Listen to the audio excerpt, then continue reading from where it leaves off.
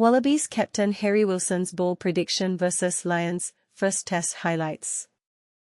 Australia's rugby captain, Harry Wilson, boldly asserts that the Wallabies are poised to stun the British and Irish Lions in the inaugural test at Lynagh Park this Saturday, even though they are considered significant underdogs due to the loss of several pivotal players to injuries.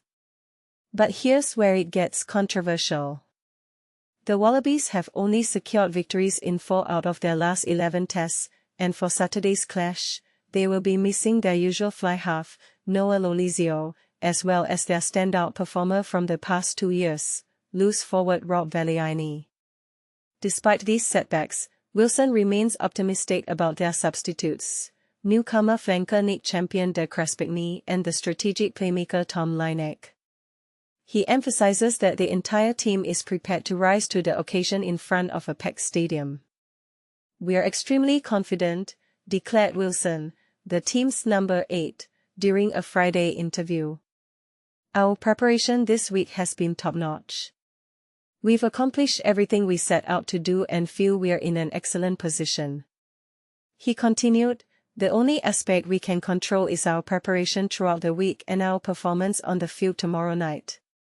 Coach Joe Schmidt mentioned on Thursday that Wilson will need to take on more ball handling responsibilities, but Wilson believes that every member of the pack must step up to fill the gap left by Valiaini, especially against the formidable Lions pack.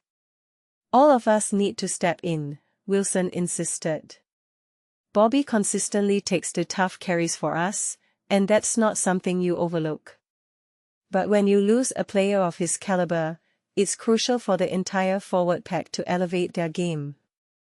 If each of us can increase our effort by just 10%, it becomes a thrilling opportunity."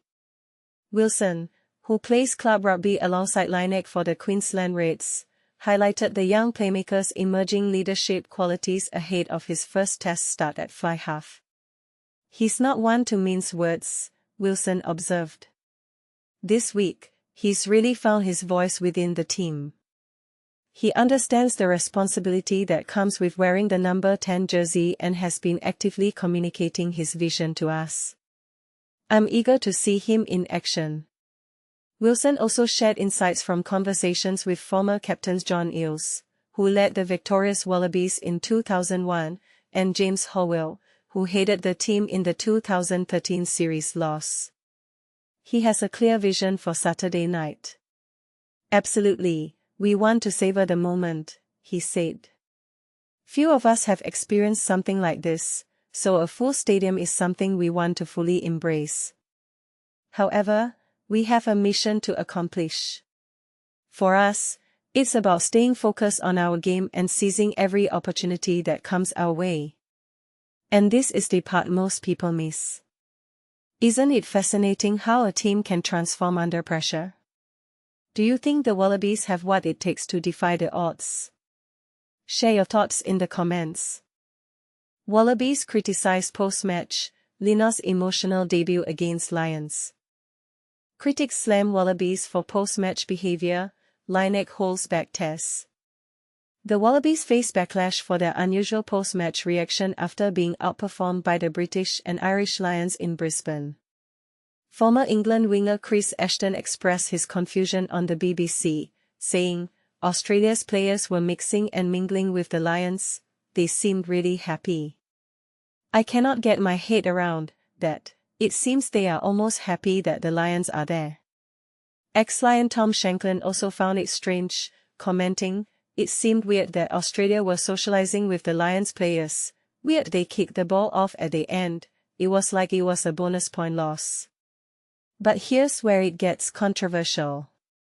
Some argue that the Wallabies' sportsmanship should be applauded, while others believe their behavior lacked competitive spirit. What do you think? Amidst the criticism, Tom Lynagh fought back tears as he discussed the significance of playing against the Lions, a once-in-12-year event. He also shared an emotional moment with his father, Wallaby legend Michael Lynagh, before the game in Brisbane. Despite the loss, Lynagh's performance was commendable, especially considering his relatively few tests. However, Questions arise about Joe Schmidt's choice to pair Lynagh with Jake Gordon instead of the more experienced Tate McDermott.